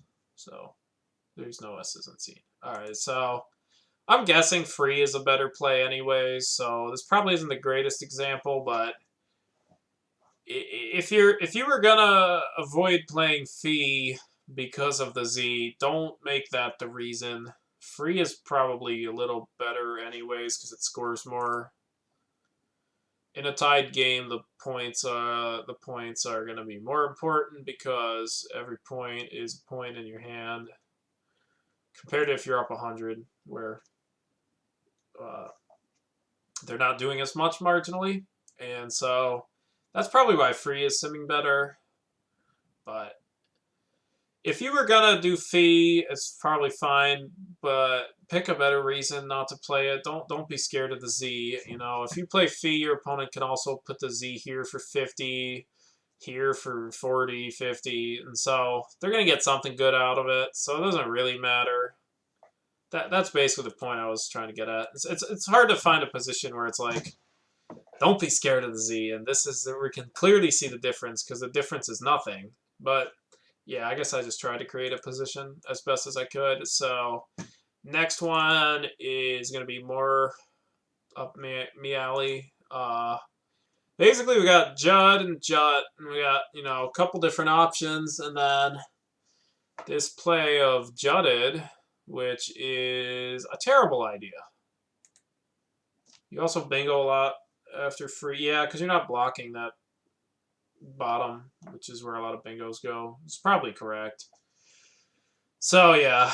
And then Jutted, you would never do it anyways, but the fact that there's only 4 in the bag and the Q is still there, the U floating like that is going to be really, really, really bad instead of just not great idea. We can see it here.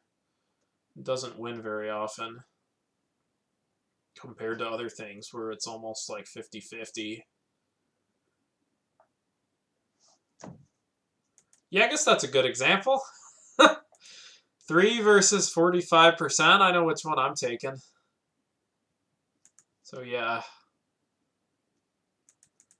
Guess I'm just trying to create an example out of thin air, but that's yeah.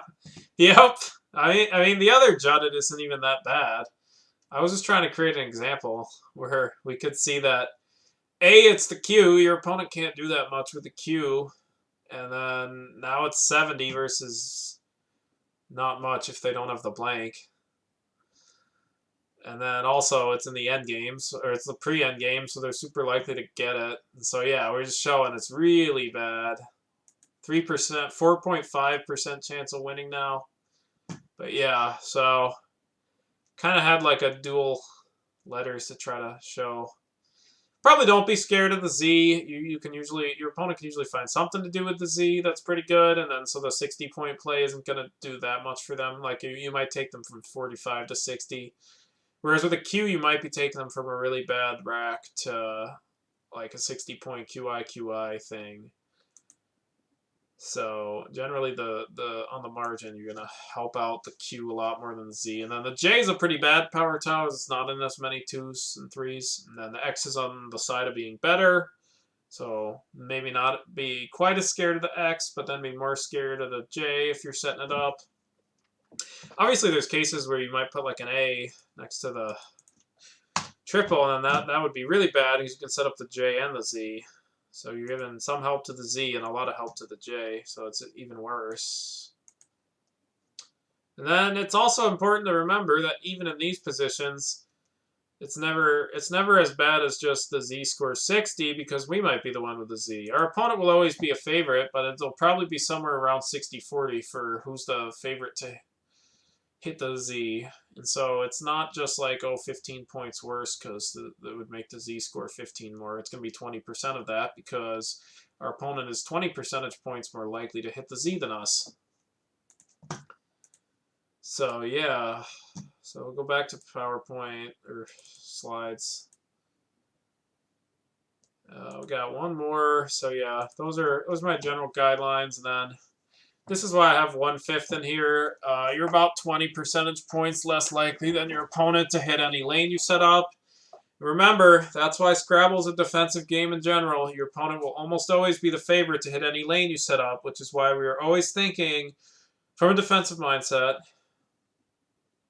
Whereas poker lends itself to aggression because you're always playing for someone else's money in every pot.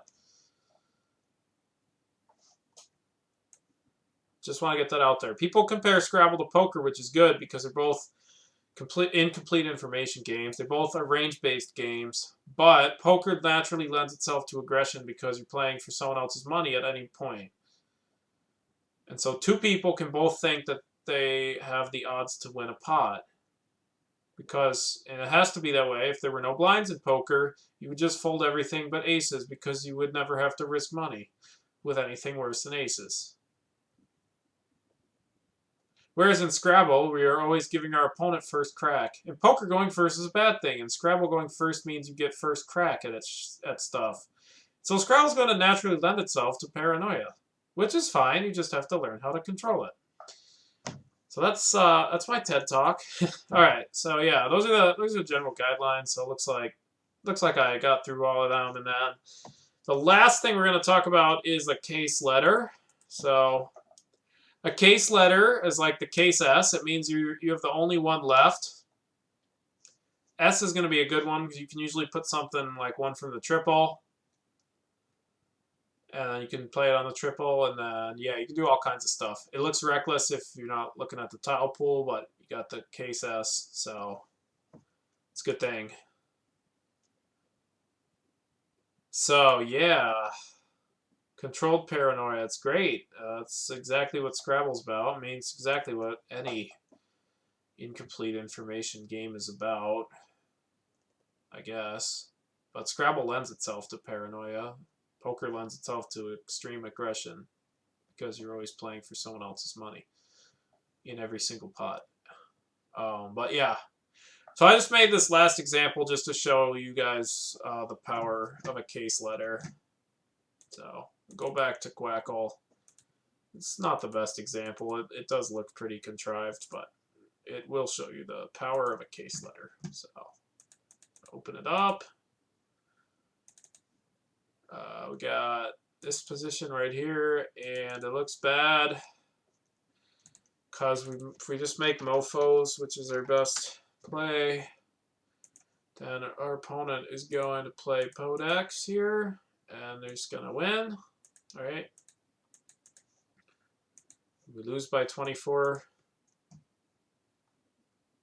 Want to become famous? My followers. Hi. Thanks for that. I'm gonna throw you on the ban list now, but thanks for the offer. Very kind of you. But yeah, so we got that. Try mofos. And maybe we'll try to do something else like Voms because we don't want to set our opponent up, but then that's just not going to score enough because we can play Poxed up here. And then, so now we lose by 10. So not quite enough. But have no fear, the case S is here. Want to become, wow, I do want to become notable. Cool. But guess what? Have no fear, the case S is here, guys. Isn't that exciting? Case S is coming to the rescue to unfuck ourselves. So we're going to ask Championship Player, which 9 times out of 10, Quack can do the endgame correctly. More than that, 99. Yeah, it's hot. Sexy motherfucking Case S is going to unfuck ourselves from this game, where our opponent has made a mysteriously bad play in the endgame, in the pre-end game that makes it look like I'm trying to create an example. There we go. Oof. And now we got the Case S. Our opponent is going to have a hard time blocking this. We can get Vims down next turn for 60. Isn't that cool? Now, our opponent has 2 choices. They can play Poxed. We get Vims down. We win by 5. Oh yeah, the Case S is going to unfuck ourselves. Hell yeah. But let's say our opponent is going to try to fuck with our shit and play Redox, because Redox blocks some stuff, right? Well, guess what? That ain't going to work too. That ain't going to work either. Right? Still gonna lose because we can get Vims down and we can win that way. Because it still plays up here. That's not where it goes for the most. It's here. So we can get Vims down here. And now, you hate it when your opponent fucks up your shit. What you saying except for the unseen O? Oh, Hillo? Yeah, that's just not enough points. I mean, they can play Redox to block, and they can, did I say? I must have said, I should have said they can't really block. But yeah, they could try something like Doff, but we can just play Vims over here and win by 2.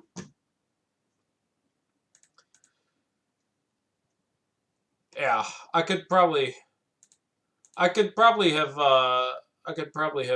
set up. Yeah, you actually ended up fucking up auto moderator's shit. But yeah. Yeah, it's not the greatest example, but it does show a different concept, which is if you make a setup and your opponent has to block it, that sacrifice they're making is part of your equity. And so in this case, we play Oof. our opponent plays Redox. Well, they're now scoring 13 instead of 39. And they're not getting rid of the P. So that's another 6 points for us because we're about to go out. And then, yeah, we're still getting, it's not as good, but we're forcing our opponents to sacrifice 32 points of overhead. Now you can make a play that's totally unblockable. I could, if I felt like it, I could have tried to make one. But this is fine too. Endocarp is cool because it ends in a P. But yeah, so our opponent's sacrificing 26 points and not getting rid of the P, which they could have with Poxed. We get Vims down, and we win by 1. Yeah, so it's not the greatest example. It's not quite completely unblockable. Case letter setups don't work unless you have no other hooks. Yeah, so yeah, in this case there was a way to partially block it.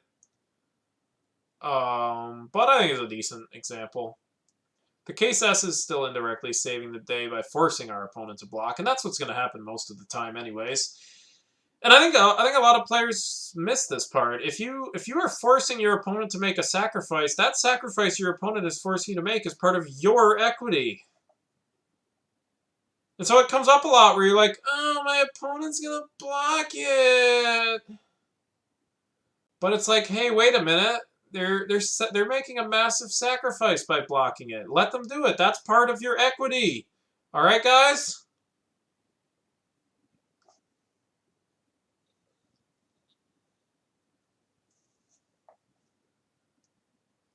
And it shows up in other cases. Like, it shows up after an exchange, after an opening exchange. Your opponent will make a sacrifice to prevent you from playing an 8 through floaters. You like Angry Matthew? Good. I do like to use different voices to mix things up a bit. I do have a bit of a monotone voice. So, yeah. So, any questions? Because I am done with the material. This was a banger of a session. I went for 2 hours, which is awesome. Because there was all kinds of good stuff to go through that relate to the unseen tile pool.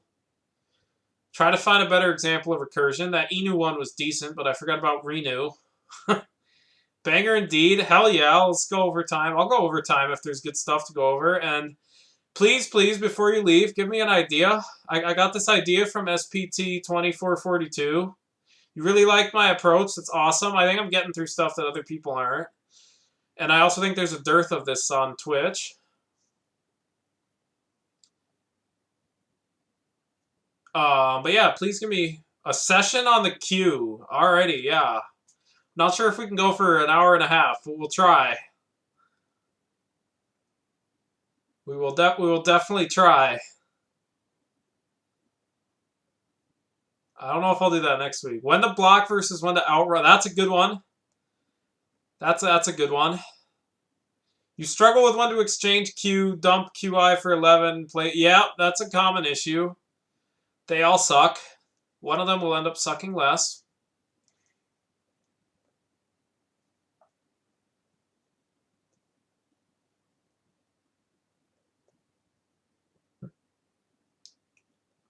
Block versus outrun is fun. Absolutely. This is going on YouTube. I'll plug my YouTube channel one last time. Just so that if you just entered the chat, you can find my YouTube. See if anyone subscribed. I had 2 subscribers, and now I have 1. Oh, that's weird. When to exchange versus fight through difficult racks. Yeah. I just did when to exchange, but I guess I didn't really sort of go through, like, marginal racks. The first example I was doing with, like, Adu, that was sort of my, like, fight through a difficult rack versus exchange. But we can go through more. You've had so many games where I tried to fight through the queue. Yeah, so that's the thing. When you sim, you're not accounting for the fact that you might have the queue for half the damn game. You're only going through your sim depth. And so there's a recursion aspect to it that's not accounted for in Quackle because you might, and it's okay because it's always the correct move, but you might get stuck with the queue for a bunch of turns. So that's going to slightly decrease the value of those plays that sit through the queue. Because of the recursive aspect, if you go through 3 turns, you still haven't gotten rid of the queue, well, you're still sitting on the queue. Presumably it's without a U if it's ugly. And then, yeah, it can turn into half the damn game and be not fun if you sit with it too much.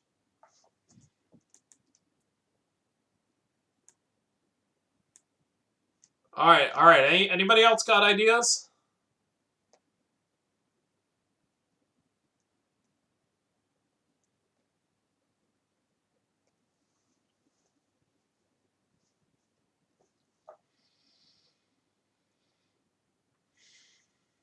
I don't know. I kind of want to go a little more general. I feel like block versus outrun is like a 30-minute topic, and then unseen tile pool is so vague that I can come up with all kinds of different examples.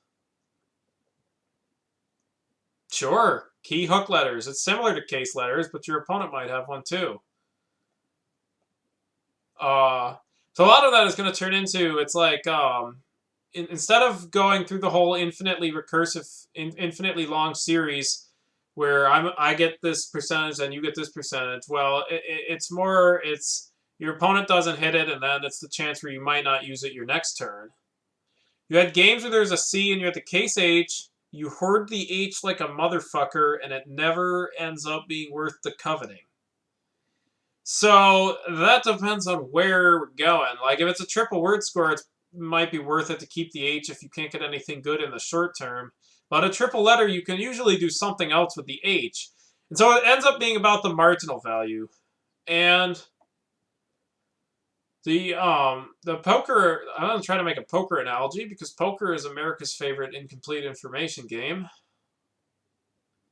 So I guess the poker analogy that I'm going to try to make is you're like slow playing your aces to keep people in, and then one of them ends up hitting 2 pair. So aces actually do need a fair amount of protection if you're going to go up against like 6 people pre-flop. You don't want that because someone's bound to hit 2 pair. And if you're only up against one person, well, you probably folded out the person that would have gotten 2 pair. So it's kind of like that where that H has value. Yeah.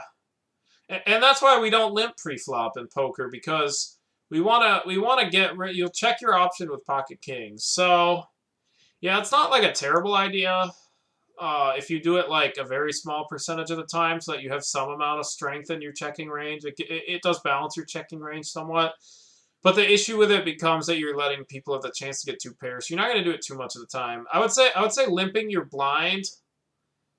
Limping your small blind with like completing the small blind with aces or kings is going to be good a small percentage of the time, because that way if the big blind thinks you're weak and tries to raise you, you can 3-bet them. So yeah, but not a big percentage of the time, because we do want to build a bigger pot when we have a good hand.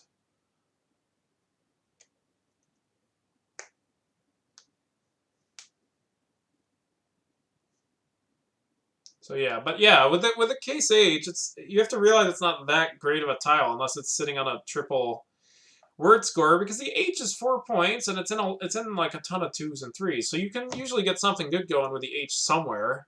And so any play you get with the H on the triple is not going to be that good. So yeah.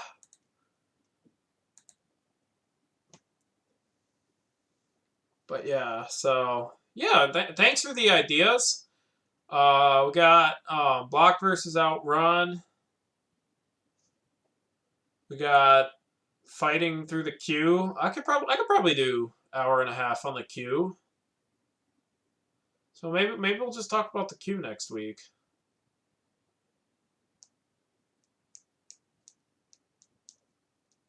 I don't know. We'll see. We'll see what comes to me. I might get like a PM like I got last week from SPT, and I decided to roll with it. But yeah, so can you guys tell me in the chat real quick before I leave what you liked about this and what you didn't like about this? Because I want to try to make these better. Today was very mathematical, but I don't think there's any way around it, because that's just what Scrabble is, a math game at its core. Yeah, you love the math. Are you like a math guy? Like, are you like a somehow like mathy in your real life? Because a lot of people that are drawn to Scrabble are, and we're real life games where it happened. Yeah, I'll try to find some. I'll try to find some. I did find my one game against Terry. Yeah, it demystifies a lot of the instinctive. Yes, a lot of the time your gut can be decent, but a lot of the time your gut is based on what everyone's been telling you, and so a lot of what you've been told about Scrabble does not work with the math. It's based on it's based on the fact that the best players were doing it, but the best players were the best players because they knew all the words, and everyone was playing the same style, and so people who knew the best words were claiming to be the best. The curated example games are great, and I find it more helpful than the random strategy that arises when people stream games that they're playing live. Yes, if I have the will to do it, I can create an incredibly clean-looking game where that perfectly illustrates a point, like we did with this oof play. On the other hand, it does feel more realistic if I can find a game where it actually happened. So I will try doing some digging. You come from a chess background, so Scrabble's exciting as a game of imperfect information, but it can still yield to analysis. How high are you rated? I'm probably 1800 skilled, but I'm rated about 1550 in the USCF. I'm like 1900 on Lichess. 1900 in Canada. I'm not sure how they translate, so you're probably a little better than me. Given that reading info is a lot easier for me to learn and understand than listening, so the combo of your narration with the visual words is excellent. Yeah, that's why I do the PowerPoint slides. I think it's good to read. I don't want to just talk. And then, I don't know. I like the mix of the PowerPoint and then the games. I think it's good to sort of see like an explanation of it and then a game where it could happen. I think that works the best.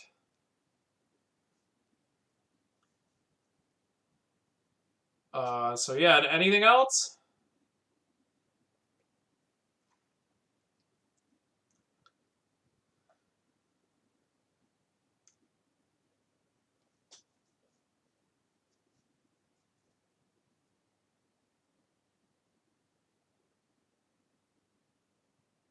Give it like 30 more seconds.